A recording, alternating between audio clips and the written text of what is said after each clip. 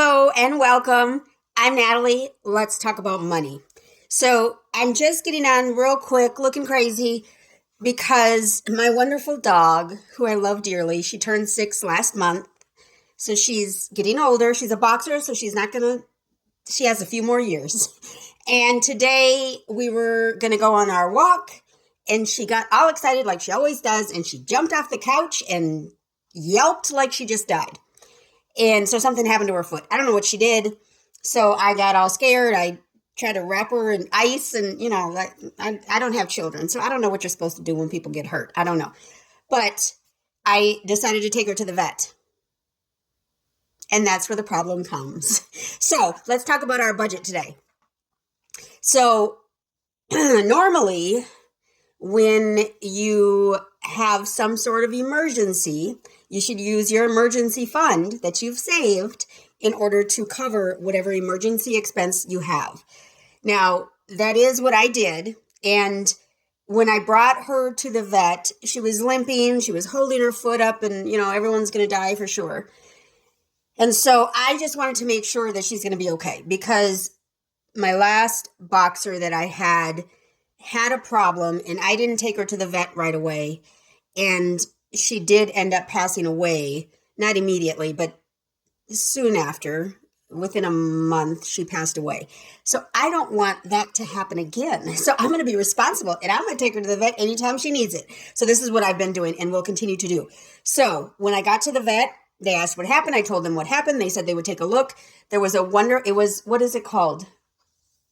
Pet vet? I think it was, no, pet vet, something like that. I'll see if I can put a name, because they were really good. They were really good, and I really appreciated them. My normal vet that I see doesn't have, I called them, and they're like, yeah, we can see you Tuesday. Well, if she broke her leg, I'm not going to wait till Tuesday. So I found an emergency vet, and that's where I went today. And so they brought her into the room, and the vet was very good with her and, took his time and whatever. The vet tech was there kind of holding her, and he took they're not arms, they're legs. It's a pet. It's a dog. So he took her legs and stretched them out and bent them up and moved the shoulders and moved her neck and all these things to try to see where the pain was coming from. Because at home, I was doing not that, but I was pressing on different spots on her leg, and I got nothing. So I figured the experts would be able to do this. So he couldn't find a problem. And so he said, what we can do, we have two options. We can give you some medicine, some pain medication and some inflammation medication. And, try that for 7 days, I think.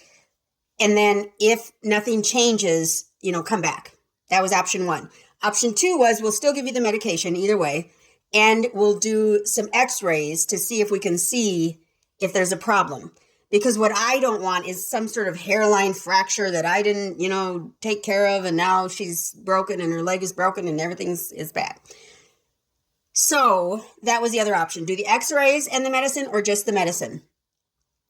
And because I have an emergency fund, and because I care about my dog deeply, I got my pictures back today, by the way, of my dog. If you haven't heard that story, I'm going to show some pictures.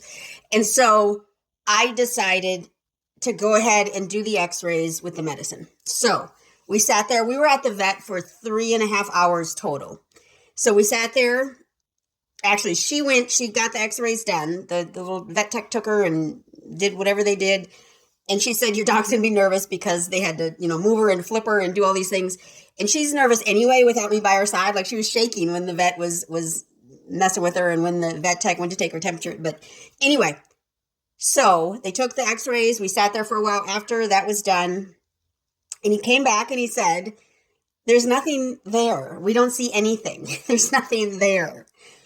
So, okay, I said, okay, if you don't see anything, I will just get the medicine and be gone.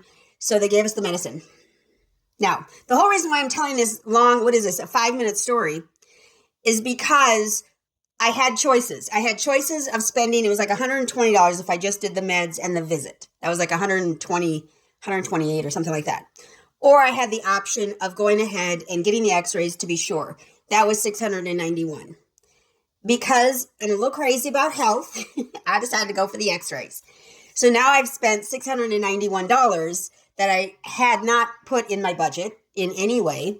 I do have the emergency fund to use, so that's what I did is I used my emergency fund for this $691.25.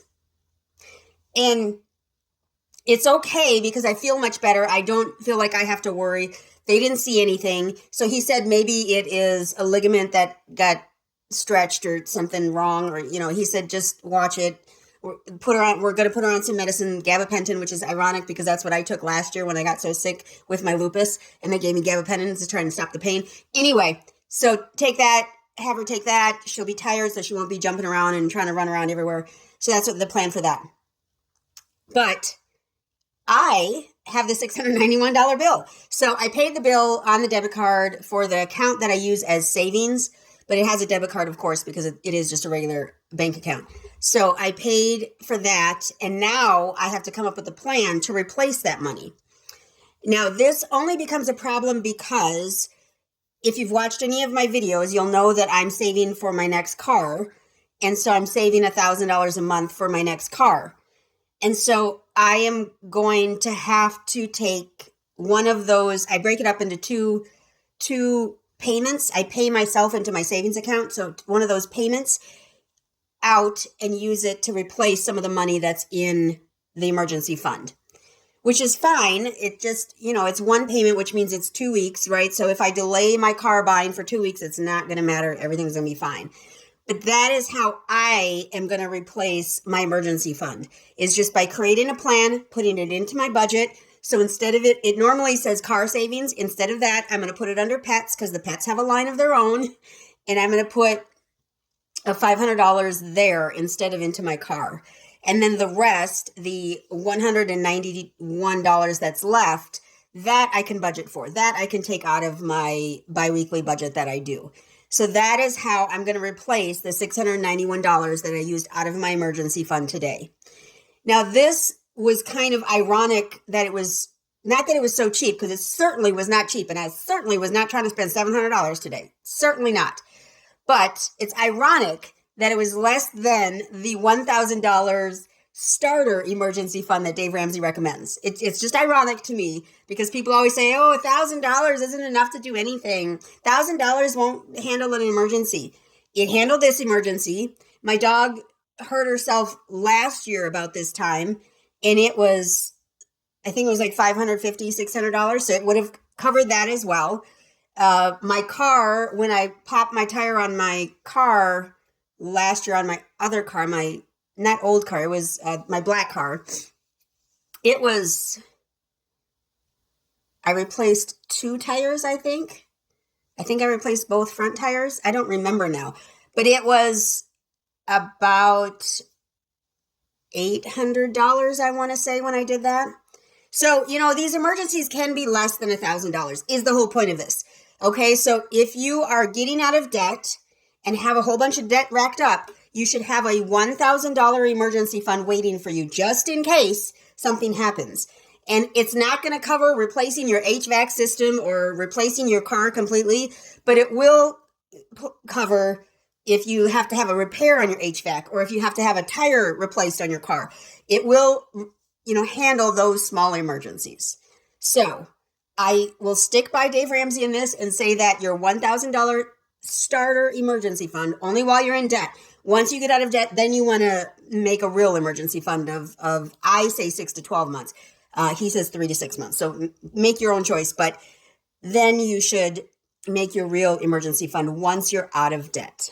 Okay? So I will try to show a picture of my dog. She looks no different because apparently ain't nothing wrong with her. So I brought her home and she was limping to the car, she couldn't jump in the car because it was going to hurt. And then when we get home, we're in the garage. I open the door for her to come out. Oh, she doesn't want to jump out of the car because it's going to hurt.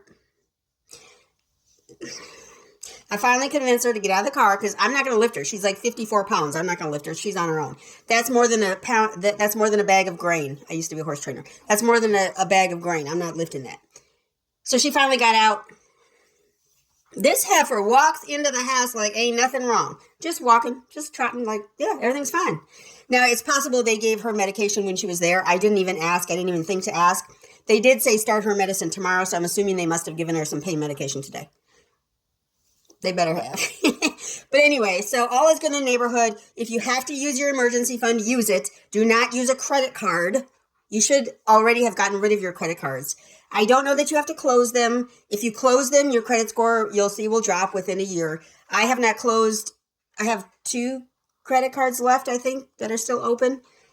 I have not closed them. I probably will not close them because for some reason it's some sort of ego thing where I like to see my credit score, and it's a great thing. Anyway, so use your emergency fund if you have to, but don't if you don't have to. If you have cash on hand, that's not part of your emergency fund, use it. If you don't have cash on hand, use your emergency fund. So that's all I have today. I'm going to show a couple pictures. We also got our pictures back from the photo shoot that my dog and I did. So I think I'll probably stream through a couple of those as we watch here. I thank you so much for stopping by. Remember to invest in yourself today so you can make a difference for others tomorrow. The difference I made today was for my dog, so I had to make a difference for her today.